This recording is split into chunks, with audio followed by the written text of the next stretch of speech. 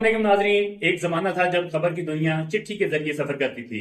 خط کی شکل میں خبریں دور دراز کے علاقوں سے ایڈیٹر تک پہنچتی تھی۔ پھر آئی فیکس مشین جس نے خبروں کو برق رفتاری دی۔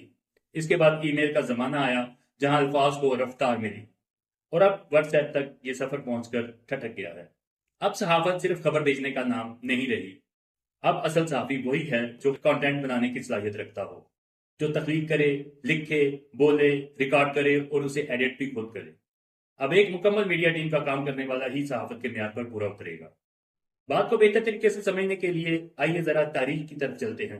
17ویں صدی میں جب یورپ سے پہلا اخبار چھپا، تب سے لے کر آج تک صحافت نے کئی کروٹیں بدلی ہیں۔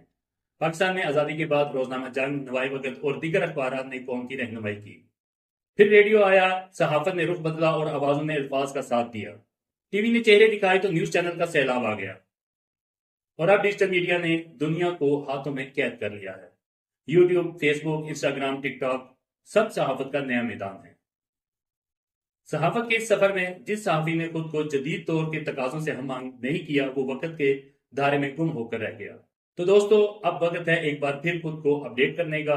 اب آپ کو صرف واقعہ لکھنے والا رپورٹر نہیں رہنا، ایک script writer, videographer, voice artist, editor بننے کے ساتھ مزید کئی سکلز جو ہیں وہ سیکھنی ہوں گی، کیونکہ اگلا دور صرف اور صرف ڈیجیٹل میڈیا کا ہے۔ اگر آپ بھی ڈیجیٹل صحافت کے اس سفر میں ہمارے قافلے کا حصہ بننا چاہتے ہیں تو ہمارے چینل کو سبسکرائب کرنا نہ بھولیے گا۔ اب تک کے لیے اتنا ہی، ملتے ہیں اگلی ویڈیو میں، تب تک کے لیے مجھے دیں اجازت، اللہ حافظ۔